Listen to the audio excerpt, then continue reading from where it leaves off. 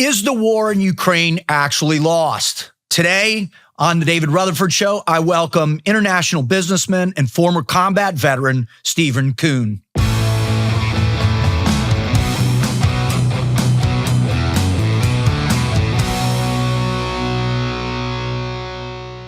Stephen, man, thank you so much for coming on. The reason why I absolutely wanted to get you on is I watched one of your videos recently that you posted about Ukraine, and it was so poignant and so direct as to what the actual ground scenario is going on of anything I've been hearing other than Scott Ritter recently.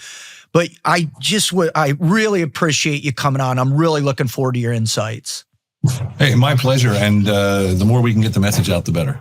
Awesome. The truth is important. All right. Current status of Ukraine from your perspective. Who's winning? Who's not? Where do they stand militaristically, financially, and other key aspects of the relationships that are driving this? Well, you know, I have, and my intel's from both sides. So I sort of have a nice mix of it all. And there's conflicting reports on just about everything you can talk about. But what I do know is that the European Union will not give up until this war is being fought. Like, they will not give up. They're betting everything that they have on this war, and they're losing it. Right? They're absolutely losing it. Ukraine's losing. They're losing more. I don't know what the ratio is, but they're losing something like 3 to 4 to 1 soldiers. There's all kinds of. There's a big propaganda push against Russia right now. The gas lines, everybody's broke. They're recruiting old troopers and things like that. But my guys, my ex-SF, my ex-Special Forces guys, Spetsnaz guys or whatever, they're like, nah, it's not true. Russia's in a very strong position, and they can milk this war for the next 3 to 5 years, no problem at all. Wow. Right? Yeah. And so this is what they're telling me. So, and that means, does Putin want to end this war and then sort of cut the borders and lay down a law, or does he want to basically suck the EU dry and teach them a lesson? That's where we're at right now, in my opinion, because the EU will not. On one hand, they say we want peace, and then they say, okay, let's do it. Well, no, we're not going to talk to Russians. Well, how can you have peace without diplomacy? It just doesn't work. And then people say, why isn't the EU invited to these peace talks? It's because they have no legitimacy. They have no credibility. Most of the leaders, Macron, von der Leyen, and all of these puppets, they literally have done nothing of substance in their entire life. And the ones who have, they're wanted in their own countries. Like von der Leyen has criminal charges in Germany. And I forget the other guy's name from Portugal, the president. He's also has charges against him in Portugal. So they send them to the EU and say, do what we say and you won't go to jail. And so they lie to you. They know they're lying. You know they're lying. The public knows they're lying, and everybody treats like it's real. It's an absolute farce, and it's a joke. And Russia knows it. Lavrov definitely knows it. And I see messages from him where he's pretty much at the point where it's like, look, we can't trust anybody anymore. Even Trump keeps flip-flopping. He says something in public, and he says something different in private, and he goes back to public and says something different again. And they said, we're going to, what did he say? He said, we're going with the supreme leader's decision to end this war our way. Wow. That was his words, specifically his words from Lavrov directly. Wow. Now, just recently, Putin was interviewed for 5 hours and answered every single question that the media asked him, almost to the point where it seemed like he was almost like Trump in his desire to just speak his mind in real time. Why do you think that the people of the European Union, the people of the Caucasus, why do you think they continue to listen to the propaganda that the EU is putting out? It's hard to say because they're not. They're not. I don't know anyone that's listening. Very few people are listening. The only ones that are listening is the same thing in the States, that the ones that have to hang on to their structure of the entire life that they've built around these lies. Mm-hmm. And they believe, the Democrats or the liberals or we stand for peace and all this kind of stuff. But every action they take and every word they speak is the contrary. And, cognitive dissonance, you've heard of that before. Absolutely. But the people don't want this. The people don't want the war. There's people online now. There's a big German push that people go online and they say, I denounce my government. I do not support this war, and they will not do it in my name. In case they do it anyway, I want this for record, especially Germans for obvious reasons. Mm-hmm. Right? Absolutely. And then you have the secret VW board meeting they had with the shareholders where they said, look, this is our worst year we've had in a long time. But next year, We're going all the way up because we're going over into war production. So they're already planning this. Big industry in Germany is already planning this. And it's a scary thing because they're planning it in order to ship everything to the Balkans, the Baltics, and the Slavic states in order to have the battle there. And that includes, of course, Hungary, which is one of the last, sort of conservative strongholds in Central Europe, Central Eastern Europe. And so it's a quagmire right now, but the people, they don't want it. I don't know anybody who wants it. I don't know if you know, but I'm one of the co-founders of what became the AfD in Germany. Oh, so wow. There's three of us. Myself, Beatrix von Storch, and Sven von Storch. Beatrix is the vice chair right now. They were just in the White House 2 weeks ago with J.D. Vance and with Jim Jordan, and they had a bunch of meetings about this. So the question I have: what happened to those the individual politicians that died right before the elections? I mean, I tried to search for any type of story I could, and I didn't find anything. What's going on with that? Well, the strange thing about that is I reached out to my intel guys. There was no wires from no embassy, from no intel, nothing. It's the strangest thing I've ever seen when it comes to intel, because I've seen a lot of strange things, but I'm sure you have too. Yes, for sure. But there was 7 out of 14. So 14 politicians died within a 2-week period. 7 of those were from the AfD. One of them was regional. All the other ones were just citywide or even countywide. So very, very low level, no impact, no nothing. I tried hard, and the AfD leadership that I was speaking to said it isn't what it looks like. Don't worry about it. Just that answer right there showed me that it probably is something else. I couldn't find any information on it. Even the people that I know that aren't official, the official people, I couldn't find anything on it. What it seems to me is, let's do something here at a low level and see what the reaction is, and then see what happens later. And if you look at what they're doing in the Balkans and in the Slavic states, where they're just annulling elections, or in Poland where they stole half the election. People are accepting everything these days because the information flow is so quick. They get you on the next thing. It's distraction, distraction, distraction. And you're distraction number 3. And 2 distractions ago, they just killed somebody. And you already forgot about it. So it's so fast moving right now. But the only reason they're moving this fast is because they're panicking, because they're losing control. Because Trump, believe it or not, is dismantling the world order. And it starts with the UK. I don't know if you know about all that, but the crown and all that kind of stuff. They control it. So yeah. So they're moving really quick like this, and they're doing whatever they can do to make it work. And they will, they have meetings every week with Zelensky and the EU, and they're shaking hands and patting backs and everything. It's all just show, but they're not getting anything done. They're just pledging more and more money, which they don't have.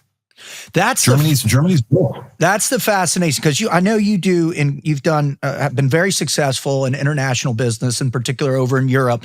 Can you give us a breakdown of the EU and those different countries, where they're at versus Russia? Where are they still buying Russian fuel? Like economically, are they prepared to go to war in the future? It doesn't seem like they are. They're not, because they are still buying Russian fuel. They're buying it directly from Russia, and if they're not buying it directly from Russia in order to, skirt the sanctions, it goes to Kazakhstan, and they do what they call a mix, right? A blend. And they'll take 1% Kazakh oil and put it in a barrel of 99% Russian oil and call it Kazakh oil. And they've been doing that since the war started. And I'm in that trade, oil and gas trade. So we know that's what they're doing. And that's an open secret. So they're spending billions of dollars a month on Russian energy.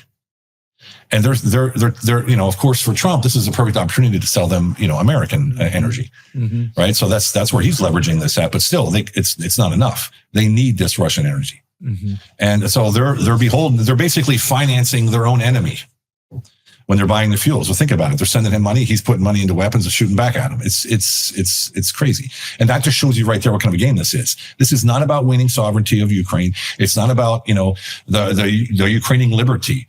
The people that are suffering are the Ukrainians. My wife, her parents, their house is gone. Wow. They're here with us now in Turkey. We brought them out of Ukraine, brought them here.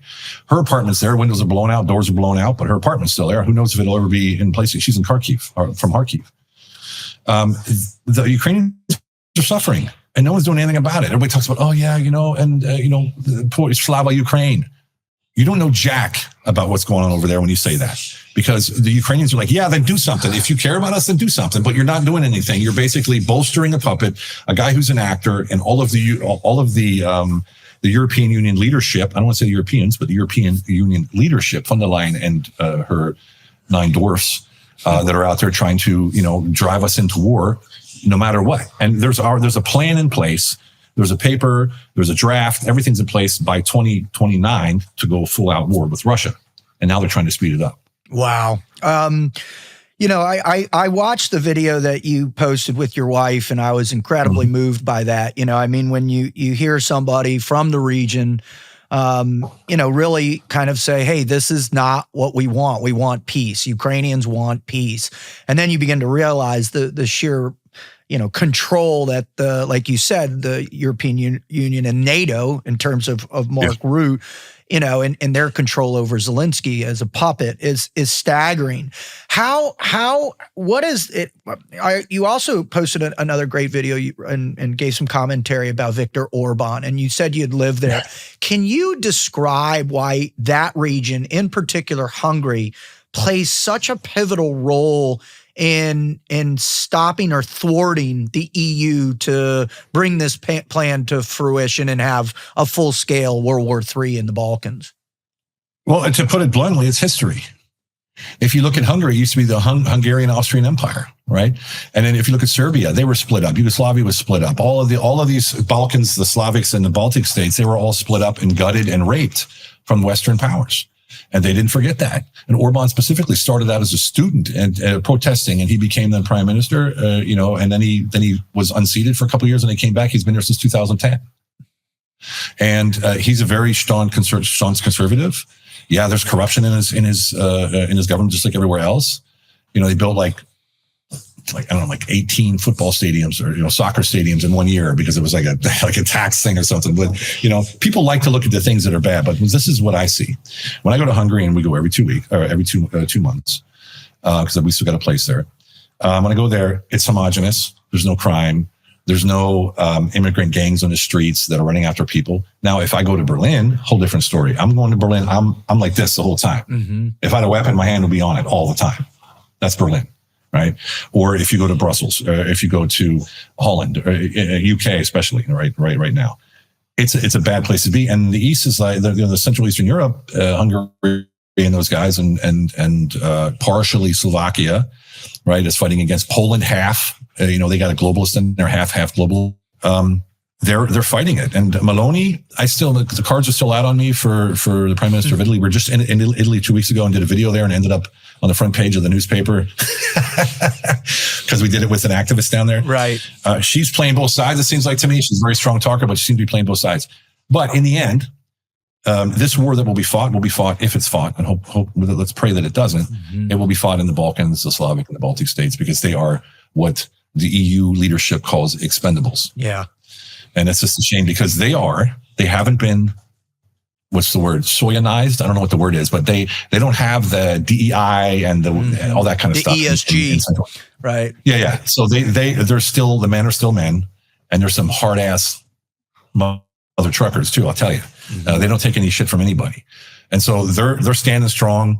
I'm praying for them, and I'm doing videos specifically for them to show them that the support is behind them. However much help that's going to give, I don't know, but. The only thing that I see that we can do is keep calling this out. And more Germans, specifically, it's important for Germany because a lot of people don't understand that when Germany falls, the EU falls. Mm-hmm. Germany is the anchor of the EU economically and as far as the powerhouse goes, also optically and psychologically. Mm-hmm. France isn't as big as they think they are. They're in serious problems, anyways. I don't think Macron's going to be able to hold that government much longer at all. I mean, they're right on president. Okay, so there was a great interview that I watched with Scott Ritter, former military guy, with Mario Nawfal, and talks about the Russian territory and the tactics of that. Jordy, could you pop up that map for me? All right. And when I look at this map, I see all of the area that was in that vote. I think the vote was in 15 or 16 after the Maidan revolution, right? And the Azov battalion started attacking those regions, and then I think Putin was just like, all right, let's tell everybody what it is. This is Russian speaking. This is our country. It's been our country in his interview with Tucker since 1527 or whatever he said. Yeah. And that's the way the Russians think about the world in centuries, right? And when I look at that, I see them fully entrenched. They have what I've heard in some regions, 5 defensive lines already established along that line. And I don't ever see those lines retracting. I haven't for the last year and a half. There were a couple forays into some of those northern regions. They pushed back a little bit, but then quickly were overrun afterwards. When you look at that map, based on not only your understanding of you're a Bronze Star winner in combat, so you understand tactics, you understand. What do you see when you look at that map as it is right today? I think the number one most consistent strategy that Putin's done this whole war, the number one, the most important thing he's done is restraint. He could have rolled over them like nobody's business. But remember, well, let me ask you this.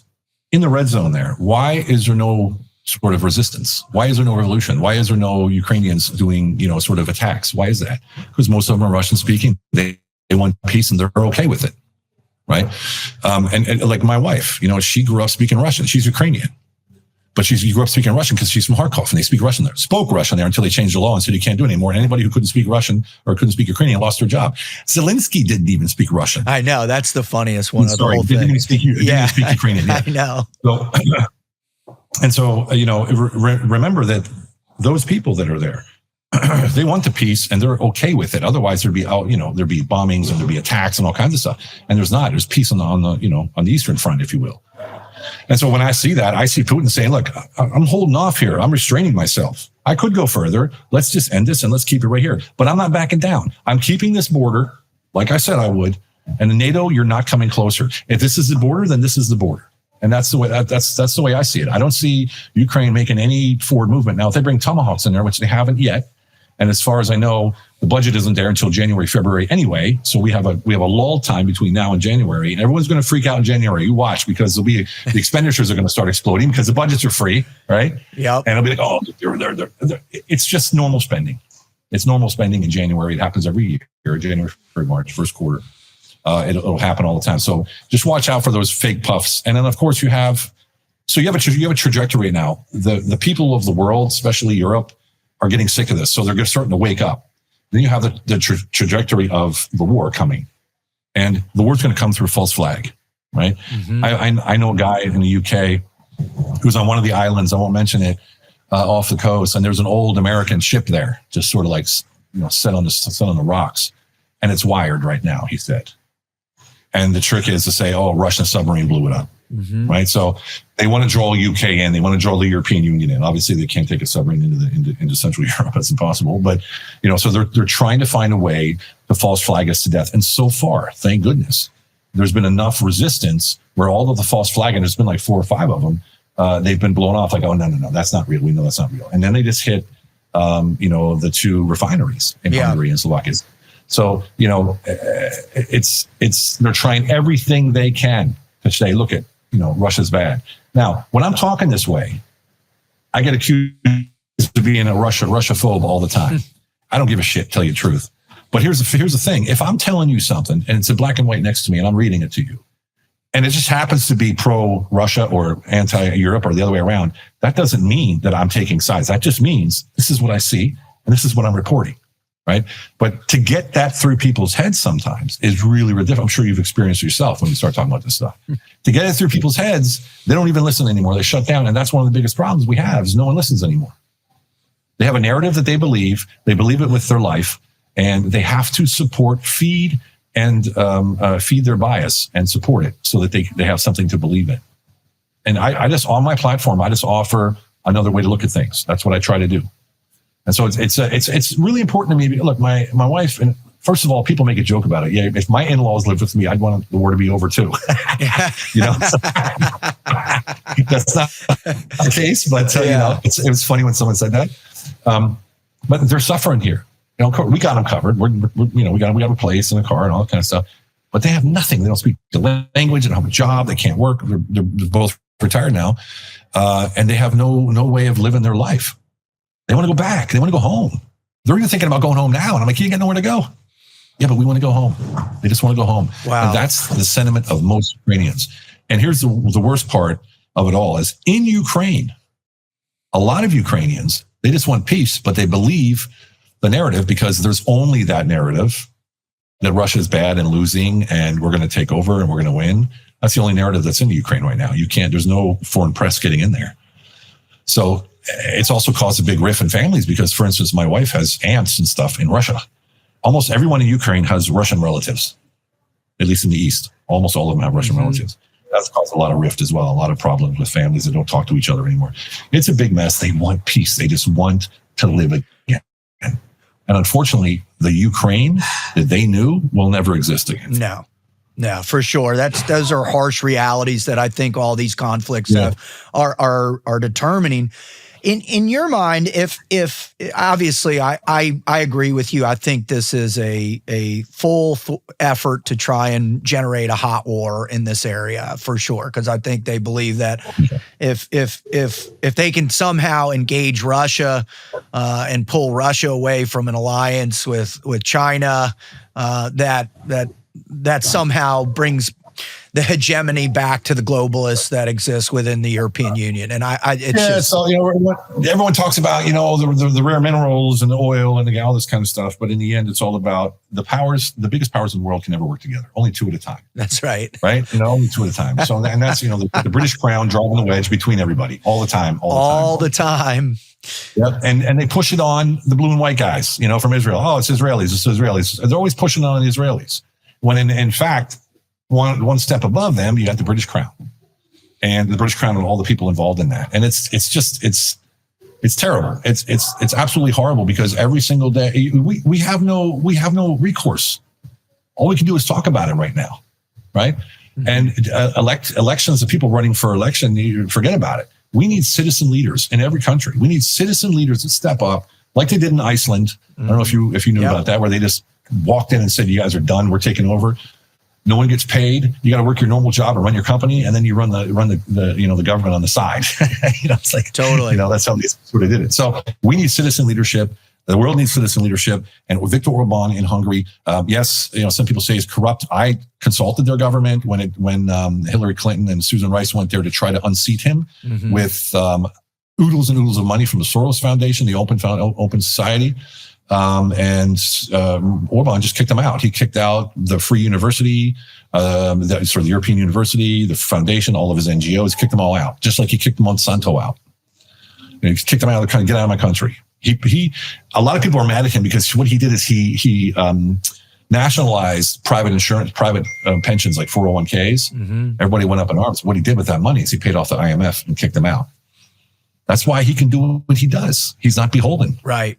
That seems very dangerous. That seems to always be the key, that a lot of these countries, they get into bed with the IMF, they get these huge loans going for all infrastructure, or whether their pension funds are tied to some international asset management company, whatever it might be, right? They control, because they give up their proxy voting shares.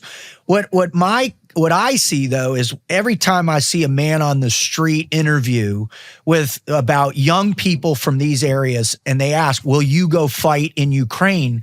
I don't see people, the Irish saying, yeah, I'm going, the English saying, the Germans, there's no way they're going, right? And then all those other countries, it's a joke. So who does the European Union think they're going to get to fight this war? You're looking at them. You were there, I was there, right? You were there. I just wanted to hear you say it, my man. I just wanted you to say it. Yeah. Right. And I hope Trump shows restraint as well, because we cannot do this. We can't, and here's the thing is that without soldiers, without people, there's no emotional connection to war. There's no heroes. There's no stories and stuff like that. So it'll be sort of a technocratic war, and it won't mean anything to anybody, which is almost worse because then no one pays attention to it. That's right. So it's such a crazy time we're in, not only because of the war, but also because of the changes that we're seeing with AI and all this kind of stuff, where we could almost fight a war with no people at all. It's close. It's close. Robots, AI, drones, all that stuff, So it's a scary place to be. And right here, I mean, in Turkey, we live on the Med, literally 100 feet from here is the Mediterranean. Mm-hmm. Every day, fighter jets. I love it. But, this is a vacation place where people come to vacation. The 5th most visited city on the planet. Right. And there's fighter jets flying over here. And there's a specific reason for that. So yeah, the world's changing, man. It's changing. And Americans, bless our soul, we're still so far away from all this that we have enough stuff going on at home as ourselves that unfortunately it goes, falls under the rug too often. And it's just, for me, it's almost like a duty. I always felt like, I'm sure you did too, as a military man. And then after I got out, I've been away from the States for, on and off for 37 years. Wow. And I always feel like I'm an ambassador. So I have to act right, do business right, high integrity, speak clearly, always be the ambassador for America as a civilian, as a contractor, as a business guy.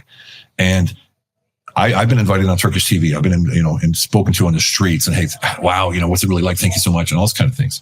And if everyone did that and we would just quit bitching at each other and complaining and left and right, front and center, man, this would be ended real quick. Because of course, we are so many more than they are. So many more. So many more. Well, Stephen, I can't thank you enough for your time. Where can people follow you, pay attention to what you're doing, and then also tell us about your business and then the book that you wrote too, please? Sure. So you can find me almost on any channel. Stephen Eugene Kuhn, Kuhn. Whether it's Instagram, TikTok, although TikTok's got me, I used to do, 2 videos a week over 1 million views. Now it's like, I'm lucky if I get 5,000. They've really dialed it down. Instagram, TikTok, X, I don't know what it is. Stephen Kuhn, Stephen something or other. You'll find me. Mm-hmm. And then LinkedIn as well, Stephen Eugene Kuhn. My business, I have a few businesses. My wife has a few businesses, but the core business is we raise capital through a growth advisory for different projects, whether it's green, solar energy, hydrogen. We do some lifestyle brands in the States and things like that. My partner and I have done 2.71 billion this year so far. Wow. And we're quite successful at that. Well, quite successful at that because we have urgency. And that's just, everything's about urgency. And right now, people are saying, oh, it's hard to get money. It's the easiest time to get money that I've ever had in my entire life because people want to secure the capital with assets in case there's a crash. Absolutely. So right now is a better time, best time than many to get the money. And then if anybody wants to pick up my book, Unleash Your Humble Alpha, this book is, it's a step-by-step guide in building a foundation where you become 100% certain in your abilities to deploy your genius in any given situation, where you become unstoppable. And it's not a joke either. It's actually in about 10 universities in America as a curriculum right now. Harvard and Stanford are looking at it as well. I didn't write it for that. It just came out that way. It's a pleasure to be on. I really appreciate it, David. I was surprised that you wrote me, and I'm glad you did. Yeah, well, thank you very much. Your insights are phenomenal. You're a very wise guy, and you're humble and you're gracious about how you spread your wisdom. And so, hopefully, my audience will follow you and continue to pay attention and keep up the motivational stuff too. By the way, I love when smart men give motivational advice too. Thank you so much. It's in me. I can't help it. And I'm sure you're the same. Absolutely. God bless you. Take care, Stephen. God bless you, man. Take care.